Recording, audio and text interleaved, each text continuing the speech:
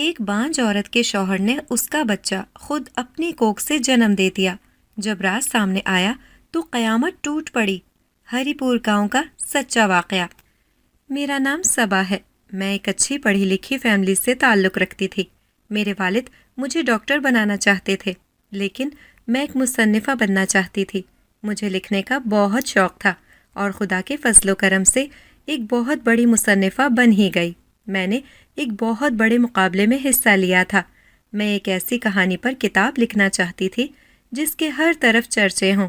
میں ٹرین میں بیٹھی سفر کر رہی تھی۔ میں اپنے پروجیکٹ کے سلسلے میں اپنے ماموں کے گھر ہری پور جا رہی تھی۔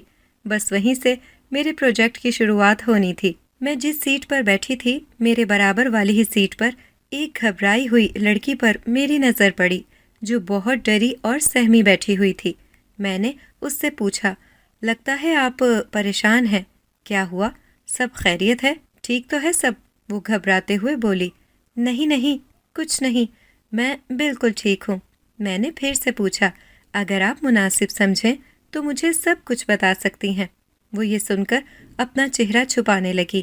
اس کے سامنے والی سیٹ پر ایک دبلا پتلا آدمی بیٹھا ہوا تھا جس نے اپنا چہرہ اور ہاتھ پاؤں بالکل ڈھکے ہوئے تھے۔ وہ بھی تھوڑا سا ڈرا ہوا سہما ہوا لگ رہا تھا۔ مجھے لگا کچھ تو بات ہے ضرور، یہ لڑکی کسی پریشانی میں مبتلا ہے۔ میں نے کہا، شاید میں آپ کی کوئی مدد کر سکوں، مجھے بتائیں کیا بات ہے؟ میں نے سامنے بیٹھے ہوئے آدمی کی طرف اشارہ کرتے ہوئے کہا، یہ کون ہے؟ وہ گھبراتے ہوئے بولی، یہ میرے شوہر ہیں، ان کی طبیعت تھوڑی ناساز ہے، اس لیے میں کچھ پریشان ہوں۔ میں نے ان کو تسلی دیتے ہوئے کہا، ویسے ان کو کیا ہوا ہے؟ یہ کیوں اپنا چہرہ اور ہاتھ پاؤں ڈھکے ہوئے ہیں؟ وہ کہنے لگی، ان کا چہرہ اور ہاتھ پاؤں ایک حادثے میں جل گئے تھے۔ میں نے بڑے بڑے ڈاکٹروں سے علاج کروا لیا، لیکن ان کی جلد پہلے سے اور زیادہ جھلس گئی ہے۔ کسی نے مجھے ایک حکیم کا پتہ بتایا ہے، سنا ہے ان کی دوائی سے بہت لوگوں کو شفا ملی ہے۔ میں اسی لیے ان کو لے کر علاج کے لیے ہری پور جا رہی ہوں۔ میں نے کہا، اللہ ان کو جلدی ٹھیک کرے۔ ویسے میں بھی ہری پور اپنے ماموں کے گھر جا رہی ہوں۔ میں نے اپنا تعارف کراتے ہوئے کہا، میں ایک مصنفہ ہوں اور اپنی کتاب کی ایک نئی کہانی کی تلاش میں ہوں۔ میں اس لڑکی سے باتیں کیے جا رہی تھی۔ وہ چپ چاپ بیٹھی میری باتیں سن رہی تھی۔ اس کا شوہر بھی خاموش بیٹھا رہا۔ اتنی دیر میں ٹرین اسٹیشن پر رک گئی۔ میں اپنا سامان لے کر ٹرین سے اتری اور اپنی منزل کی اور چل پڑی۔ میں اپنے ماموں کے گھر جیسے ہی پہنچی، ماموں ممانی مجھے دیکھ کر بہت خوش ہوئے۔ میں فریش ہو کر ماموں ممانی کے ساتھ چائے پی رہی تھی۔ اتنی دیر میں دروازے پر دستک ہوئی۔ ماموں نے دروازہ کھولا۔ میں ممانی کے ساتھ باتوں میں مصروف ہو گئی۔ ماموں کچھ دیر بعد واپس آئے۔ ممانی نے پوچھا، کیا ہوا؟ کون تھا؟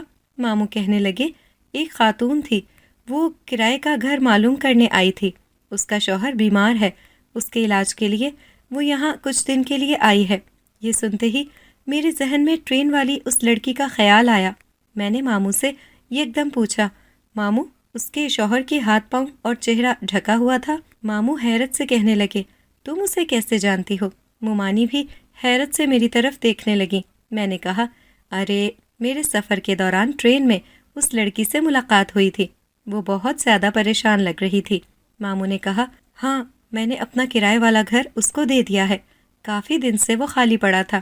بہرحال ہم لوگ باتوں میں مصروف ہو گئے، دن گزرتے گئے۔ مجھے کوئی نئی کہانی کے لیے اب تک کوئی ایسا ٹاپک نہیں ملا تھا۔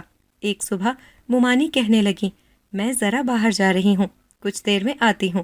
میں نے پوچھا، ممانی جان، مگر کہاں؟ وہ کہنے لگی، وہ میں کرایہ لینے جا رہی ہوں۔ تمہیں یاد ہوگا وہ خاتون جسے ہم نے گھر کرائے پر دیا تھا؟ میں نے سوچا کرایہ بھی لے آؤں اور گھر بھی دیکھاؤں۔ میں نے کہا، ممانی جان، اگر آپ مناسب سمجھیں تو کیا میں آپ کے ساتھ چلوں؟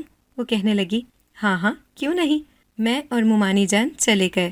ہم نے دروازہ بجایا تو اس خاتون نے دروازہ کھول دیا اور وہ اس دن کی طرح آج بھی گھبرائی ہوئی اور پریشانی میں مبتلا لگ رہی تھی۔ ممانی جان نے کرایہ لیا۔ وہ لڑکی مجھے دیکھ کر حیران ہو گئی پر خاموش رہی۔ اتنی دیر میں ممانی جان نے کہا، چلیں؟ میں نے کہا، ممانی جان آپ چلیں، میں کچھ دیر میں آتی ہوں۔ ممانی جان چلی گئیں۔ میں نے کہا، یاد ہے ہم ٹرین میں اس دن ملے تھے؟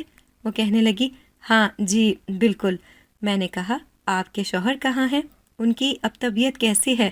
وہ کہنے لگی اب بھی ویسی ہی ہے، وہ بہت مایوس نظر آ رہی تھی۔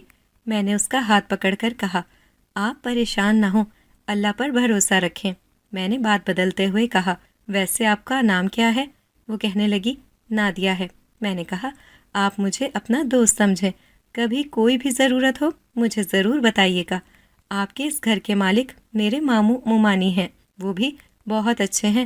آپ بے فکر ہو کر اس گھر میں رہیں اور میں بھی روز آپ کے گھر آ جایا کروں گی، اس طرح مجھے بھی اچھا لگے گا اور آپ کا بھی تھوڑا دل بہل جائے گا۔ میں نے زبردستی اس کے ہاتھ میں تھوڑے پیسے تھما دیے اور میں جانے لگی، مگر حیرت کی بات یہ تھی کہ اتنی دیر میں وہاں بیٹھی رہی، نہ تو اس کا شوہر مجھے نظر آیا اور وہ بھی خاموش بیٹھی رہی۔ میں وہاں سے اپنے ماموں کے گھر آ گئی اور ساری رات میں اس عورت کے بارے میں سوچتی رہی۔ مجھے لگا ضرور اس عورت کی کوئی کہانی ہوگی اور شاید میرے کوئی کام آ سکے۔ میں اگلے روز پھر نادیہ کے گھر گئی۔ میں نے جیسے ہی دروازہ بجایا اس نے دروازہ کھولا۔ اس کا شوہر مجھے دیکھتے ہی اندر چلا گیا اور وہ بھی گھبرانے لگی۔ میں نے کہا اگر آپ کو میرا یہاں آنا پسند نہیں تو مجھے بتا سکتی ہیں، میں تو بس آپ کا دل بہلانے آ جاتی ہوں۔ وہ میرا ہاتھ پکڑ کر اندر لے گئی اور کہنے لگی نہیں نہیں، ایسی کوئی بات نہیں ہے، میں بس اپنے شوہر کی تکلیف کی وجہ سے پریشان ہوں، اور آپ بتائیں کیسی ہیں؟ میں نے کہا جی اللہ کا شکر ہے، بس اپنی نئی کہانی کی تلاش میں ہوں۔ وہ کہنے لگی مجھے بتائیں شاید میں آپ کے کوئی کام آ سکوں۔ میں نے کہا اگر آپ برا نہ مانیں تو آپ مجھے اپنی کہانی بتائیں گی کہ آپ کے ساتھ کیا ہوا تھا؟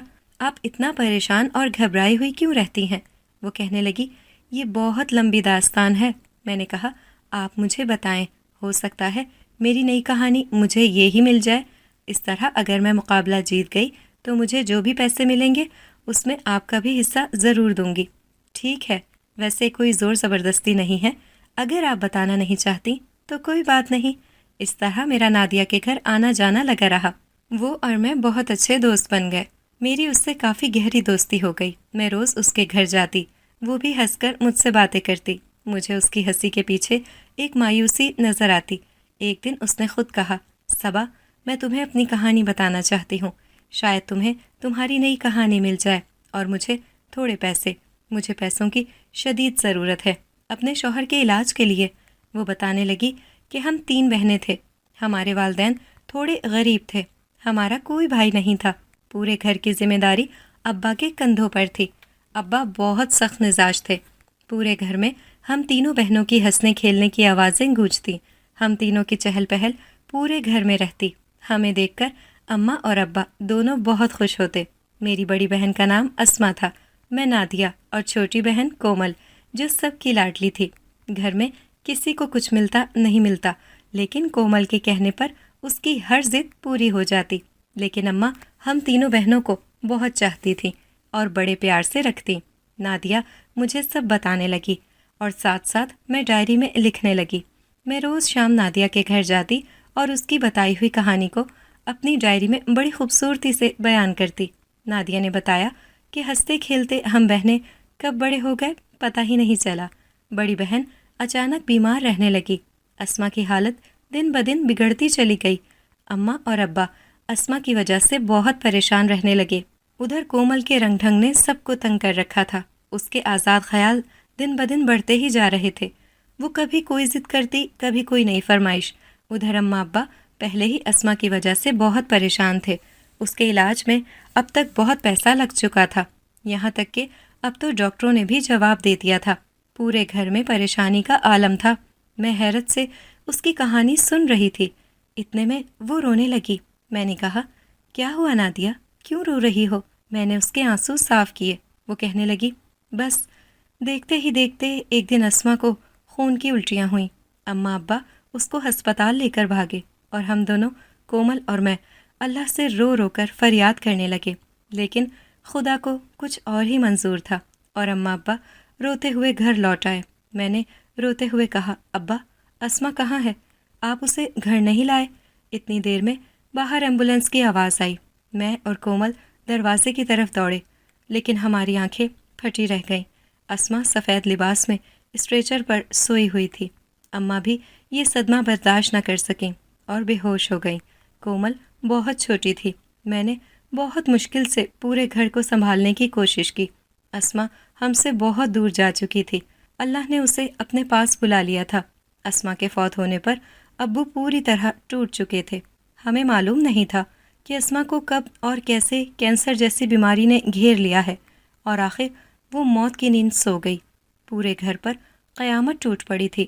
ہم سب اسما کو روز یاد کرتے اور ابا نے بہت مشکل سے خود کو سنبھالا، اور اماں بھی اب پہلے سے بہتر ہو رہی تھیں۔ اتنی دیر میں نے نادیہ سے کہا، آپ پریشان نہ ہوں، بس جو اللہ کی مرضی۔ میں نے کہا، اچھا آپ آرام کریں، میں کل آتی ہوں۔ دوسرے ہی لمحے میں نے جیسے ہی نادیہ کے شوہر کو دیکھا، وہ چادر سے اپنا پیٹ چھپانے لگا۔ مجھے اس کی اس حرکت پر حیرانگی سی محسوس ہوئی۔ خیر، میں نے اس بات کو نظر انداز کر دیا اور میں چلی گئی۔ میں نے مومانی جان سے کہا، مومانی جان، وہ لڑکی بہت پریشان ہے، اس کے کافی پیسے شوہر کے علاج میں اب تک لگ چکے ہیں، کیا ایسا نہیں ہو سکتا ہم ان سے کرایہ نہیں لیں؟ وہ کہنے لگی، ہاں تم کہہ تو ٹھیک رہی ہو، شاید ہماری وجہ سے ان کی کچھ پریشانی کم ہو جائے۔ میں تمہارے ماموں سے اس بارے میں ضرور بات کروں گی۔ بہرحال میں دوسرے دن نادیہ سے ملنے گئی۔ میں نے کہا، نادیہ، اب تمہیں کوئی ضرورت نہیں ہے گھر کا کرایہ دینے کی، میں نے ماموں اور مومانی سے بات کر لی ہے۔ نادیہ نے میرا شکریہ ادا کیا۔ اتنی دیر میں نادیہ اپنے شوہر کی طرف دوڑی۔ اسے الٹیاں لگی ہوئی تھیں۔ شاید میں نے اس کو ٹھیک سے دیکھا نہیں، لیکن باتھ روم میں الٹیاں کرنے کی آوازیں آ رہی تھیں۔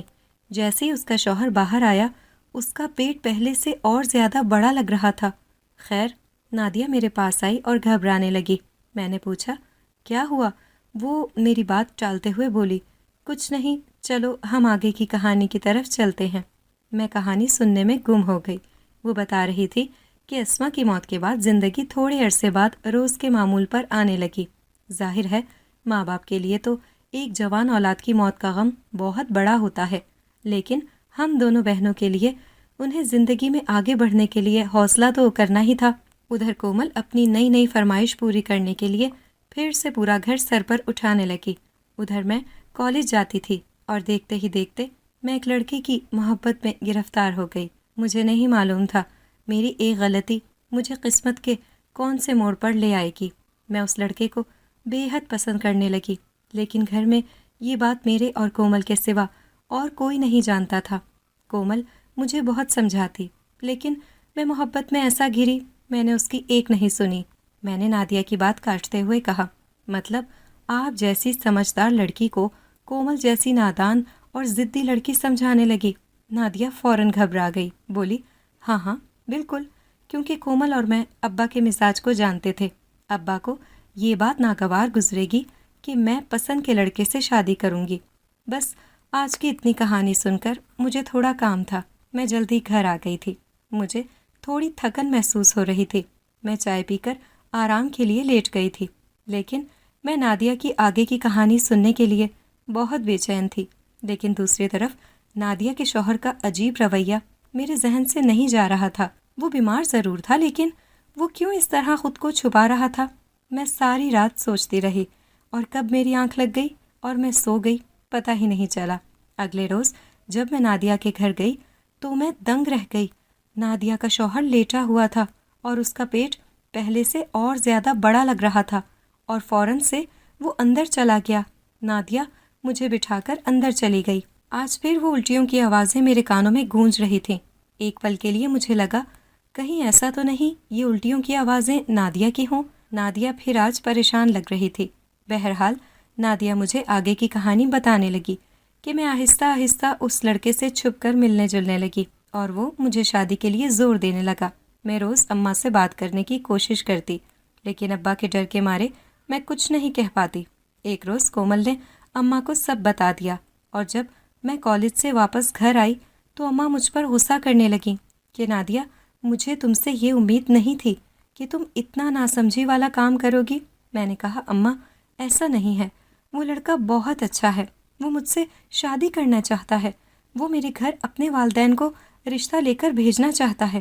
اماں کہنے لگیں، وہ سب تو ٹھیک ہے، لیکن اگر تمہارے ابا کو اس کی بھنک بھی پڑی تو تمہیں جان سے مار دیں گے۔ اتنی دیر میں ابا کی کڑکتی ہوئی آواز میرے کانوں میں گونج اٹھی۔ پیچھے مڑ کر دیکھا تو ابا کھڑے تھے۔ وہ ساری باتیں سن چکے تھے۔ وہ مجھ پر شدید غصہ ہونے لگے اور میرا گھر سے نکلنا بند کر دیا، اور اماں پر بھی شدید غصہ کرنے لگے کہ تمہارے لاڈ پیار نے اسے بگاڑ کر رکھ دیا ہے، اب دیکھ لو اس کا انجام۔ بس مجھے نہیں معلوم تھا کہ مجھے ایک غلطی اور ماں باپ کی نافرمانی کہاں سے کہاں لے آئے گی۔ میں رونے لگی۔ کومل مجھے سمجھانے لگی۔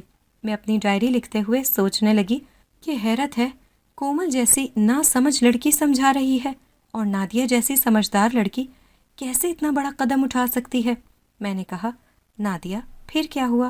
آپ کے جو شوہر ہیں یہ وہ ہیں جس لڑکے کو تم پسند کرتی تھی؟ نادیہ نے کہا، نہیں، آگے میری قسمت نے میرے ساتھ کچھ ایسا کھیل کھیلا، میں خود سے ہار گئی۔ نادیہ کہنے لگی، بس ایک رات چھپ کر میں اس لڑکے کے ساتھ بھاگ گئی اور اپنے گھر کی طرف پلٹ کر نہیں دیکھا، اور اس لڑکے سے بھاگ کر شادی کر بیٹھی۔ یہ میری زندگی کی پہلی اور آخری غلطی تھی کہ مجھے اس کی اتنی بڑی سزا مل گئی۔ نادیہ بہت مایوس ہونے لگی۔ میں نے کہا، چلو میں کل آتی ہوں، اب تم آرام کرو۔ میں گھر آ کر پھر سے نادیہ کے شوہر کے بارے میں سوچ میں پڑ گئی۔ میں روز سوچتی کہ نادیہ سے اس کے شوہر کے بارے میں معلومات کروں گی، لیکن نادیہ کی مایوسی دیکھ کر میری نادیہ سے یہ سب پوچھنے کی ہمت نہیں ہوتی۔ پھر اگلے روز میں نادیہ کی طرف جا رہی تھی۔ آج اس کے شوہر کو پہلے سے زیادہ الٹیاں لگی ہوئی تھیں، اور اس کا بڑھتا ہوا پیٹ میرے ذہن میں الٹے سیدھے سوالات لے آتا۔ میں اپنے ذہن میں آنے والے خرافات کو جھٹک دیتی۔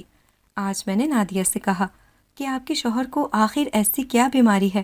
آپ نے تو کہا تھا ان کے ہاتھ پیروں اور چہرے کی جلد جلی ہوئی ہے، لیکن ان کا یہ اتنا بڑا چادر میں چھپا پیٹ۔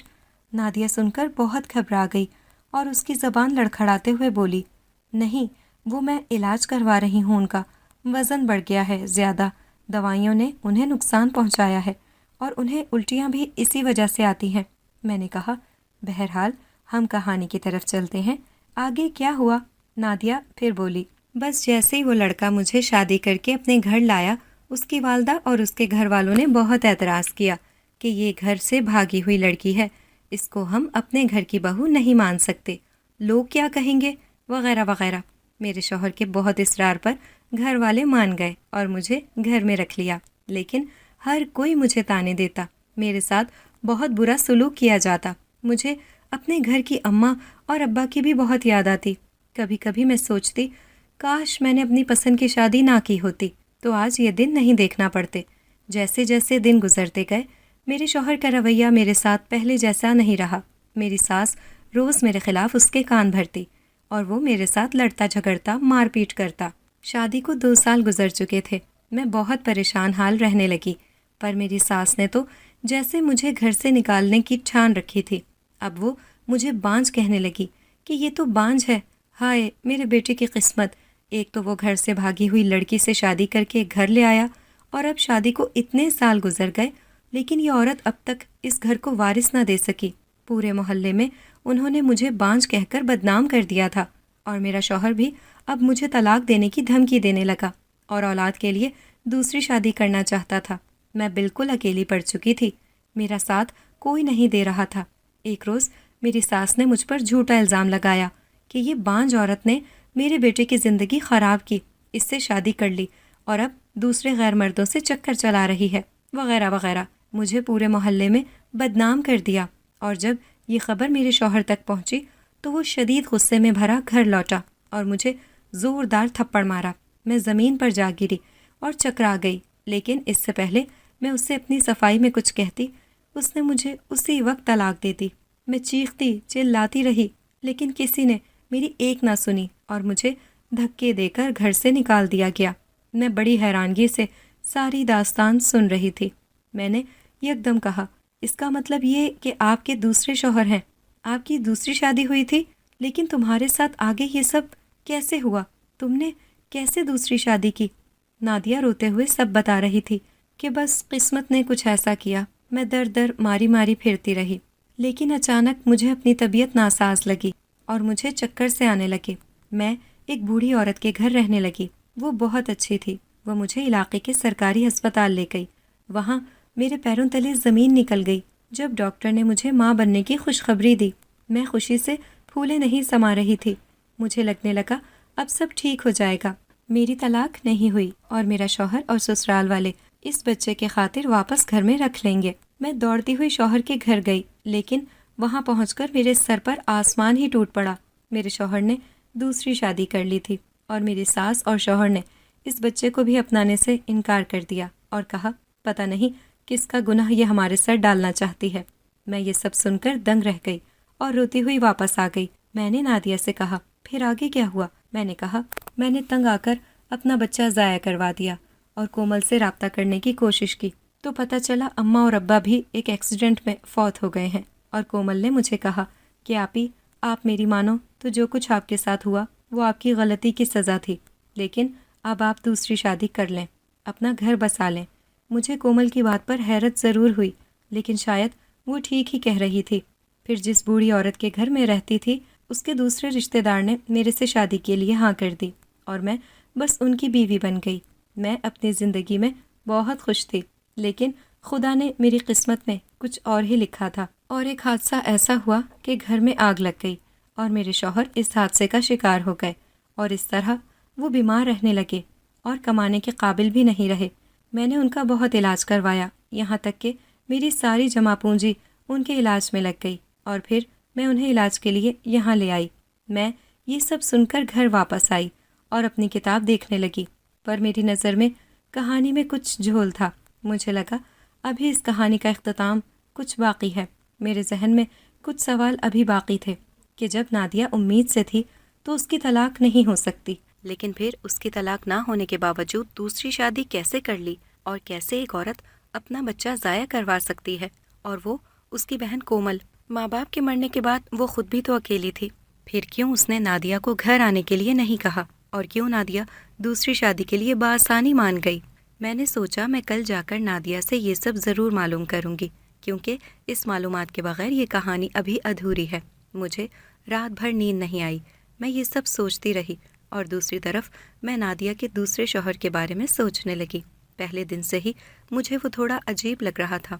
ایک تو اسے نہ ہی کبھی کسی سے بات کرتے ہوئے دیکھا، اور مانا اس کی جلد جھلسی ہوئی ہے، لیکن کیوں وہ اپنا چہرہ اور ہاتھ پیر چھپا کر رکھتا تھا؟ اور پھر اس کا بڑھتا ہوا وہ بہت بڑا پیٹ۔ میں نے کہا ضرور دال میں کچھ کالا ہے۔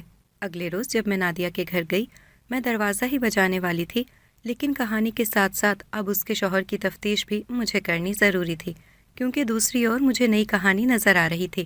بہرحال میں نے دروازہ بجانے سے پہلے اندر جھانکا تو میرے سر پر آسمان ٹوٹ پڑا کہ اندر کا حال دیکھتے ہوئے میں دنگ رہ گئی کہ نادیہ کا چہرہ زرد پڑ گیا تھا، اور وہ تو ایک دائی کا کام کر رہی تھی۔ اس کے سامنے اس کا شوہر، اس کا بڑا ہوا پیٹ، اور دیکھتے ہی دیکھتے ایک گود کے بچے کی آواز میرے کانوں سے جا ٹکرائی۔ میرے قدم لڑکھڑانے لگے۔ یہ سب میری آنکھوں کے سامنے کیا ہو رہا تھا؟ مجھے ٹھیک سے دکھائی تو نہیں دے رہا تھا، لیکن اندازہ ہو گیا تھا کہ اندر کا کیا ماجرا چل رہا ہے۔ میں جیسے تیسے ڈری سہمی گھر لوٹی۔ میری زبان میرا ساتھ نہیں دے رہی تھی۔ مجھے سمجھ نہیں آ رہا تھا کہ میں کیا کروں۔ میری ممانی جان نے مجھے اس حالت میں دیکھا تو مجھے تسلی سے بٹھایا اور پانی پلایا اور کہا کیا ہوا صبا، تم بہت پریشان لگ رہی ہو، تمہارے چہرے کا رنگ ایک دم اڑ گیا ہے۔ آخر ایسا کیا دیکھ لیا تم نے جو تم اتنی خوفزدہ دکھائی دے رہی ہو؟